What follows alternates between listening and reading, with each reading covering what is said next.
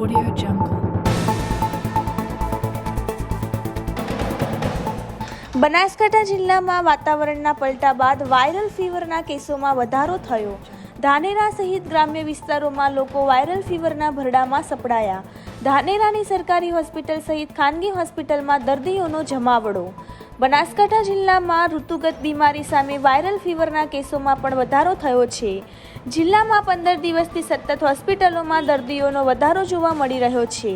તાવ, શરદી, ઉધરસ, ખાંસી સહિતની ઋતુગત જે બીમારીઓ છે તેમાં વધારો થયો છે.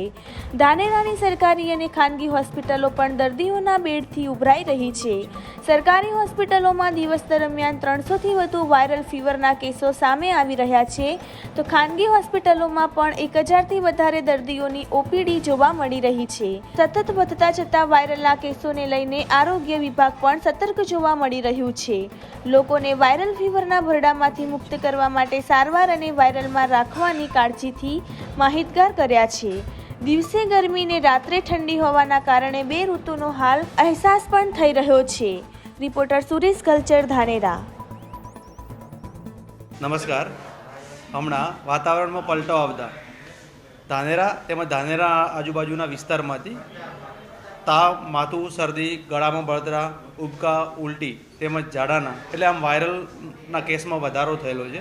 પહેલાં સરેરાશ આપણા 10થી 15 કેસ આવતા, એની સરખામણીમાં અત્યારે 50થી 60 કેસ જોવા મળે છે. વાતાવરણ અત્યારે એની સાથે સાથે ડાયરિયા અને ઉલટી, ઝાડા અને ઉલટી છે એટલે પેશન્ટ કન્ફ્યુઝ થાય છે, તો ગમે ત્યાંથી દવા લઈ લે છે. એટલે એવી ન લેવી જોઈએ. સરકારી દવાખાના અથવા કોઈ બી હોસ્પિટલ જઈને તેને દવા લેવી જોઈએ અને તકેદારીના ભાગે એમને ગરમ પાણી પીવું જોઈએ, ઠંડા પીણા, કોકા-કોલા એનાથી દૂર રહેવું જોઈએ અને તકેદારી રાખવી જોઈએ. રોજની આપણી 300થી 350ની ઓપીડી છે, એમાં 60થી 70 કેસ વાયરલના છે. સૌથી વધારે સર ગ્રામ્ય વિસ્તારના કે શહેરી વિસ્તારના કેસ? ને ગ્રામ્ય વિસ્તારના વધારે કેસ જોવા મળેલ છે. ધાનેરા સિટીમાં ઉબકા ઉલટીના કેસ જોવા મળેલ છે. તેમજ આપણા ધાનેરા ખાતે ગાયનેકોલોજીસ્ટ હાજર થયેલા હોવાથી અત્યારે ડિલિવરીના કેસ 15થી 20 મહિનાની થાય છે. તેમજ નસબંધીના ઓપરેશન, સિઝેરિયન તેમજ ગર્ભાશયની કોથળી કાઢવાના એટલે ઇસ્ટેક્ટોમીના ઓપરેશન પણ ચાલુ થયેલ ગયેલ છે. એટલે આપણે ગાયનિકની દરરોજની 40થી 50 ઓપીડી રહે છે.